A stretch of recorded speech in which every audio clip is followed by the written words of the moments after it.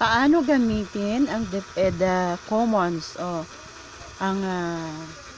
ang site na ito? Paano mag-access ng common.deped.gov.ph? Bago natin malaman, basahin muna natin ang live verse. Ayan, ang una nating pupuntahan ay punta tayo sa Google site. I-type mo sa tab ang commons.deped.gov.ph. Yan, i-type ang search tab ang common.deped.gov.ph. Yan, may lalabas dyan. Pindutin itong Department of Education Commons DepEd. Yan, piliin mo ang site na yon. Yan, tapos may lalabas. I-type mo yung school ID mo o yung school nyo. Tapos, wag mo kalimutang i-save para sa susunod na paggamit mo, mabilis mo lang mahahanap ang site na yon.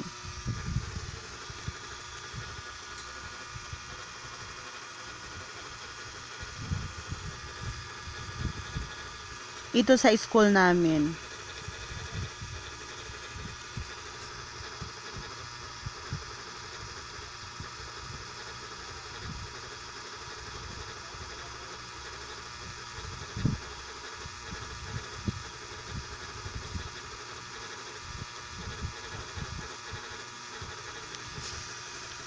Sundan mo na lang.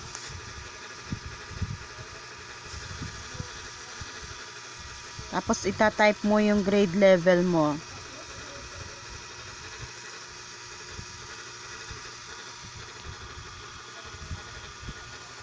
Ayan, may mga pagpipilian ka kung anong grade level ka.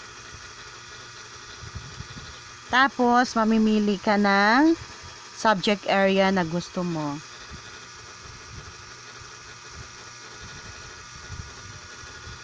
Mabilis lang to, super bilis. Marami kang pagpipilian dyan. Pwede mong i-enter muna ang pangalan mo. May mga pagpipilian ka dyan. Yan. Yan. Pwede ka lang maglaro.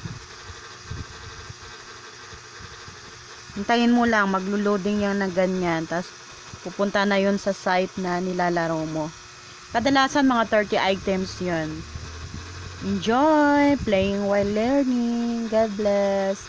Huwag mong kalimutang mag-subscribe at like para updated ka sa mga videos na aking na-upload. God bless. God bless. Enjoy watching while in quarantine.